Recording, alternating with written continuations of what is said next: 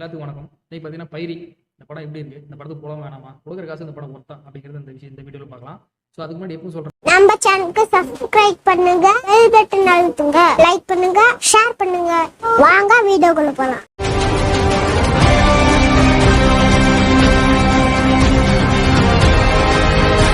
தான் பைரி. அது என்ன பைரி?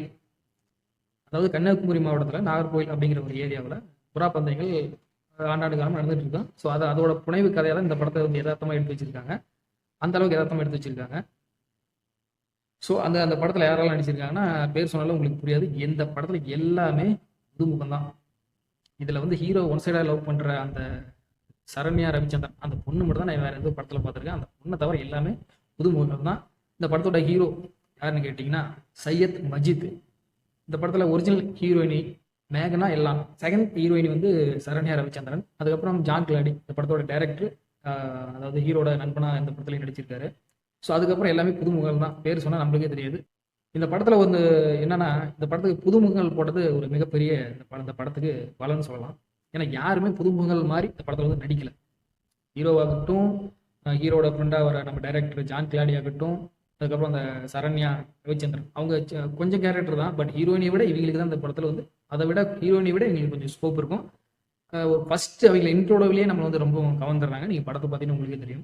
அதுக்கப்புறம் ஜான் கிளாடி, அதுக்கப்புறம் இந்த படத்துக்குள்ள பண்ணையராக வர அந்த ரமேஷ் அவர் வந்து நம்மளை வந்து கவனிக்க வைக்கிறார். அந்த அளவுக்கு நடிச்சிருக்காரு. மக்களே அவர் சொல்றது நம்மளுக்கு வந்து புதுசாக இருக்கு. அவர் பேச பேச நம்மளுக்கு கேட்கணும்னு தோணுது. அந்த விதத்தில் ஒரு நல்ல கேரக்டர் இந்த படத்துக்கு ஒரு இந்த மாதிரி ஒரு ஆள் எல்லா ஊர்லேயும் எல்லா வீதியிலையும் கண்டிப்பாக இருப்பாங்க. இவர் கேரக்டர் இருப்பாங்களான்னு கேட்டிங்கன்னா அது நம்மளுக்கு தெரியல. அதுக்கப்புறம் ஹீரோவோட அம்மாவை வர விஜய் சேகர் அவங்க வந்து ஒரு கண்டிஷனான அம்மாவா இந்த படத்தில் வந்து வாழ்ந்துருக்காங்கன்னு சொல்லணும். அந்த அளவுக்கு பர்ஃபார்மன்ஸ் பண்ணியிருக்காங்க. நீங்கள் படம் பாருங்க உங்களுக்கே தெரியும். அதுக்கப்புறம் வந்து ஹீரோ அப்படியே ஒரு கத்தி பேசுறது, வீண் சண்டைக்கு போகிறது, இந்த மாதிரியான ஒரு கேரக்டர் தான். பட் அவர் புதுமுகம் அப்படிங்கிற விஷயத்தை அவர் காட்டிக்கிட்டாரு. நல்லாவே நடிச்சிருந்தாரு. அவரோட கேரக்டரை கொஞ்சம் ஸ்ட்ராங்காக கொஞ்சம் மெச்சூரிட்டியாக கொஞ்சம் கொண்டு வந்திருக்கலாம். அது மட்டும்தான் இந்த படத்தில் வந்து எனக்கு தெரிஞ்சு மைனஸாக ஹீரோ பக்கம் அது மைனஸ் இருந்துச்சு. அதுக்கப்புறம் இந்த படத்தில் கடைசியாக வந்து இந்த ஜான் கிளாடி ஆக்சுவலாக அவர் தான் அந்த படத்துக்கு ஒரு ட்விஸ்ட்டு. நான் கூட ஆரம்பத்தில் வந்து வெளில வந்து அவர் போட்டு தரலாம் அப்படிங்கிற சில விஷயங்கள்லாம் வரும். இது யாருன்னு ஹீரோ தான் போட்டு தருவார் அப்படின்னு நாங்கள் நினச்சிருக்கோம். ஆனால் படம் பார்த்ததுக்கப்புறம் வந்து இது ஹீரோட ஃப்ரெண்டை வந்து அவர் போடுறதுக்காக தான் இந்த வந்து கோவத்தில் வந்து எல்லாத்துக்கிட்டையும் வந்து நான் போட்டு தருவேன், நீ என்ன வேணால் பண்ணிக்காங்க, எப்படி வேணால் செஞ்சுக்காங்க, நான் அவன் போட்டே தருவேன் அப்படின்னு படத்தோட ஸ்டார்டிங்லேயே அவர் சொல்லி விருத்தனை பண்ணிட்டு இருப்பாரு. அது யாருன்னு கேட்டால் கடைசியாக வந்து ஹீரோட ஃப்ரெண்டு.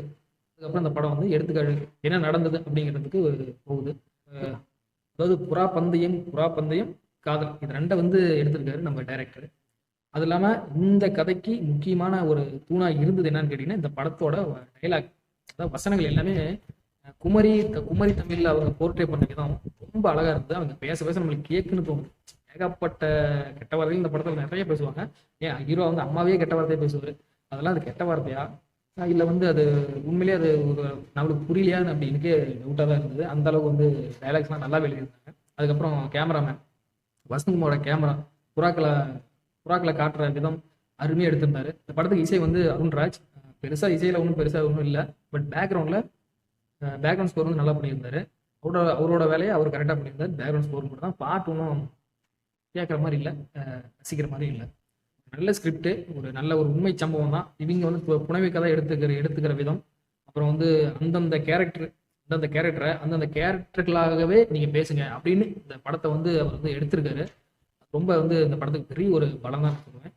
ஒரு ஸ்மால் பட்ஜெட்டில் இப்படியாப்பட்ட ஒரு நல்ல படத்தை கொடுத்ததுக்கு அவருக்கு வந்து ஹேட்ஸ் ஆஃப். அதுக்கப்புறம் அவரும் இந்த படத்தில் வந்து காமெடி, அப்புறம் சென்டிமெண்ட்டு, அப்புறம் நட்பு, அப்புறம் காதல், அப்புறம் சில சமாச்சாரங்களான விஷயங்கள்லாம் அவர் வந்து பண்ணுவார். அதுலேயும் வந்து நல்லா ஸ்கோர் பண்ணியிருக்காரு டைரக்டர். அப்புறம் இந்த படத்தில் வந்து வில்லனாக வர அந்த தாதா இன்னொரு லாரன்ஸ் அவர் தான் அந்த படத்தில் வந்து வில்லன் வந்து பாதி சீல அந்த புறா வந்து காம்படிஷன் இருக்கும்போது வந்து ஜாயின் பண்ணுவார். மிரட்டி விட்டார்.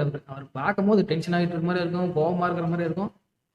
ஆனால் கொஞ்சம் ஒரு இடத்துல கூட அவர் வந்து சிரிச்சு நான் பார்த்ததே கிடையாது இந்த படத்தில். அந்த அளவுக்கு மிரட்டி விட்டார். அவர் பார்க்கும்போது நம்மளுக்கு பயம் வருது. அந்த அளவுக்கு வந்து இந்த படத்தில் வந்து நடிச்சு வச்சிருக்காரு.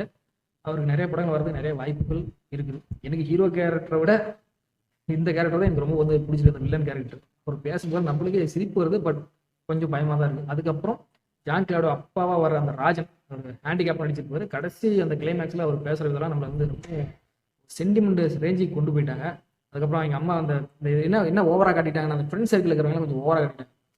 லிங்கம் ஹீரோ இந்த படத்துக்கு வந்து ஹீரோ வந்து ஒரு புறா வந்து வளர்க்குற ஒரு ஆசையில் இருப்பார், பந்தயத்தில் ஜெயிக்கணுங்கிற ஒரு லட்சியத்தோட இருப்பார்.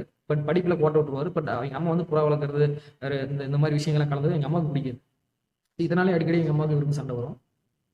ஆனாலும் அவங்க அம்மா திட்டுறதெல்லாம் பொருட்படுத்தாமல் இந்த புறா பந்தயத்தில் ஜெயிக்கணும் அப்படிங்கிற குறிக்கோளோட அவர் பேசுகிற அந்த டைலாக், அவங்கள கோபமாக அந்த நடிக்கிற அந்த கோபமாக வந்து அந்த ஃப்ரெண்ட்ஸுங்களை போட்டு அடிக்கிறது, அதாவது ஆப்போசிட் டீம் இருக்குங்களே அவங்க ஃப்ரெண்ட்ஸில் போட்டு அடிக்கிறது, அவன் வந்து வில்லன் கிட்ட இவனை கோர்த்து விடுறது, இந்த மாதிரியான நிறைய விஷயங்கள்லாம் அந்த படத்தில் ரொம்ப ராவாகவே இருந்துச்சு. ரொம்ப டைலாக்லாம் ராவாகவே திட்டுற மாதிரியே வச்சுருந்தாங்க. ஒரு சின்ன விஷயம்தான், கூட இருந்து அந்த ஜான் கிளாடி அவரை வந்து இப்போ கொண்டுருவாங்க, கையை வெட்டி கொண்டுருவாங்க. ஓகேங்களா? பண்ணையர் வந்து அந்த ரமேஷ்ங்கிற கேரக்டர் வந்து எப்படியோ பேசி சிஎம் எம்பி இவங்கெல்லாம் கூப்பிட்டு பேசி சமாதானப்படுத்தி வச்சுருவாங்க ஒரு கட்டத்தில். இருந்தாலும் வில்லங்கிறதுனால நான் தாங்க முடியாது அந்த விஷயத்த. ஃப்ரெண்டை வந்து போட்டு தள்ளிடுறாங்க. பட் அதுக்கு முன்னாடி தான் ஹீரோ வந்து இந்த விஷயத்துலேருந்து விலகி சென்னையில் போய் வேலை பார்க்கணுங்கிற ஒரு லட்சியத்தோடு போவார். ஸோ எங்கள் அம்மா எல்லாமே சந்தோஷமாக தான் இருப்பாங்க.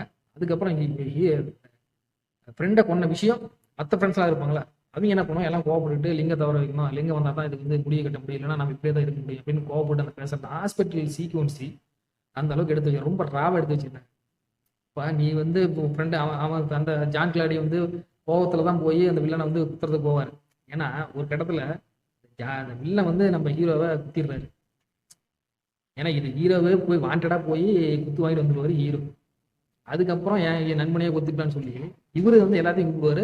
பட் அந்த பண்ணையர் ரமேஷ்ங்கிற கேரக்டர் என்ன பண்ணும், சில மோட்டிவேஷன் பீச்செல்லாம் சொல்லி ஓரத்தை வந்து நீ மட்டும் போ அப்படின்னு சொல்லிப்போம். இவரும் வந்து கோபத்தில் உணர்ச்சி வசத்தில் போய் எப்படியோ பிளான் பண்ணி ஹீரோவை வில்லனை பின்னாடி குத்துவார். வில்லன் விடுவாரா, இவனை எப்படியாவது போட்டாகணுமா, எவன் வந்து சொன்னாலும் எனக்கு கவலை கிடையாது, எவனை எதிர்த்தாவது நம்ம போடுறதுலன்னு அந்த வில்லனோட மச்சான் எல்லாருமே சுத்து போட்டுருவான். ஆனால் எப்படியாவது இவனை காப்பாற்றணும்னு சொல்லி இந்த பண்ணையாருங்கிற ரமேஷ்ங்கிற கேரக்டர் ரொம்ப போராடும். ஊர்காரங்களுமே போராடுவாங்க. ஒரு கட்டத்தில் சமாதானமே பண்ணி வச்சுருவாங்க. அதுக்கப்புறம் இருந்தாலும் இப்போ ஹீரோ வந்து ஓகே இனிமேல் ஃப்ரெண்டுக்கு வந்து எந்த ஆபத்து இல்லை அப்படின்னு சொல்லிட்டு போயிடுவார். பட் இவர் போனதுக்கப்புறம் அந்த ஜான் கிளாடி அந்த கேரக்டர் கையை வெட்டி சாகடிச்சிருவாங்க. இந்த விஷயம் நம்ம ஹீரோவுக்கு தெரியக்கூடாது. அவங்க அம்மா என்ன பண்ணுவாங்க, அவங்க ஃப்ரெண்ட்ஸ்கிட்ட போய் சொல்லக்கூடாது, போகிறதான் நீங்கள் போய் சாப்பிங்க, ஏன் பையன் வாழ்க்கையை கெடுக்குறீங்க அப்படின்னு அவங்க அம்மா ஒரு பக்கம், அப்புறம் அந்த ரமேஷ் பண்ணையார் அவர் ஒரு பக்கம். யார் பேசினாலும் இந்த ஃப்ரெண்ட்ஸ் கேட்க மாட்டாங்க, அம்மாவே அடிக்க போயிடுவாங்க. இது ஏன் ஓவர் ராவா என் இப்படி யாராவது பண்ணுவாங்க. பெத்த அம்மா சொல்கிறாங்க என் பையனை கூப்பிடாதீங்கடா, நீங்கள் மட்டும் போய் உங்கள் ஃப்ரெண்டை குத்திட்டாங்க, நீங்கள் மட்டும் போய் இப்போ அவனை போய் செய்யுங்கடா, என் பையனை என்ன கூப்பிட்றீங்க, பிரச்சனை இப்படியே பெருசு பண்ணிட்டு இருக்கிறீங்களா அப்படின்னு அவங்க ஃப்ரெண்ட்ஸ் கிட்ட சொல்லியும் அவனுக்கு இவங்க அம்மாவே அடிச்சு போடுவாங்க. இந்த மாதிரியான ஒரு என்ன சொல்றது, இந்த மாதிரியான விஷயத்த ரொம்ப ராவா காட்டிட்டாரு டைரக்டர். அது ஒன்று தான் இந்த படத்துல வந்து ரொம்ப ஏற்றுக்க முடியாத ஒரு விஷயம். மற்றபடி இந்த படம் ஒட்டக்கர காசு ஒருத்தான ஒரு நல்ல கதையுள்ள யதார்த்தமான ஜனரஞ்சகமான படம் தான் இந்த பைரி.